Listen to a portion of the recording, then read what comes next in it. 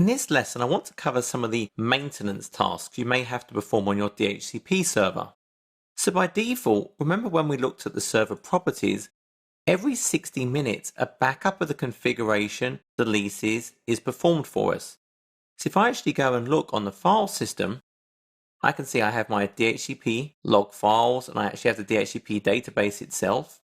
And then every 60 minutes, a backup is taken into this safe location. So if something happened, I know I have a backup of at least 60 minutes time. I can also force a manual backup just by right-clicking and saying backup. Likewise, I can perform a restore as required. I can also export and import in my configuration and optionally the lease data as well. Maybe I want to take this to a different server completely as part of a migration approach. So using PowerShell, I can actually use the export DHCP server commandlet, the file I wish to export to, so I'm just going to say ctemp dhcp config.xml. I'm going to export all of the scopes, so I don't need to name them, but I do want to export the leases as well. So it's now performing an export of my entire configuration and all the lease data into an XML format. I can then actually go and look at this file. There's all my configuration and all of the current leases. I could then import this into my new server using the import-dhcp server commandlet. In addition to the export and the import, there are some nice options we can do. For example, I may want to look at the statistics of my server. So if I right-click on my protocol, I can say display statistics, and it actually shows me information about everything that my server has performed since it's been started. So I can see the number of discoveries, number of offers it has given out, number of requests that it's given, and the number that were actually acknowledged and used by the clients. I can see all my scopes, I can see my amount of addresses in use and available. So this is a good way to get a quick idea of your DHCP server environment. Another nice capability is if you look at the protocol properties, I can see things about the logging it performs, but sometimes maybe you're not sure if an IP address is already in use. Perhaps, for example, I'm creating a new scope and I don't think any of the addresses are used, but there's a risk they could be. Well, that would cause a problem. Under the Advanced tab, I can actually say conflict detection attempts. So what this does is before it gives out an IP address from its scope, it does a check on the network to see, well, is it already in use? And it's trying just once, but I could try multiple attempts. As long as this comes back clear, it can then give out that IP address.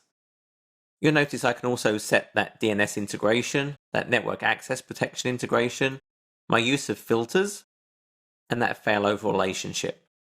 Those same type of statistics are available at a scope level as well. I can say display statistics for information on the detail of this particular scope. Now in terms of administration, I can do some delegation of who can manage my DHCP server. So if I look at my machine, I have DHCP administrators and DHCP users. So DHCP administrator, whoever is in this group, can perform any action related to DHCP. They can create scopes, modify them, all of the management. A DHCP user is someone who has read-only access to the console. So they can still fire up the DHCP console, but they can't change anything. But they can go and view configuration, the leases. So if, for example, you had an auditing requirement, you could give the auditors the DHCP user membership to let them see all the configuration of the DHCP. Finally, we have the log file. So if we actually go back to the DHCP database, System32 DHCP, we actually have log files. Each day has its own log file, as you can see. So this is just a text document.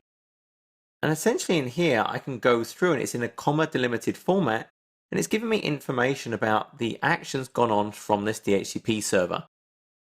So again, should I need to audit, find out what happened on this server, I can go through these log files on a day-to-day basis and track all the activity of this server. In most environments, your DHCP service will be mainly pain-free. Once it's up and configured, you've configured the replication to keep it highly available, you really shouldn't experience many problems.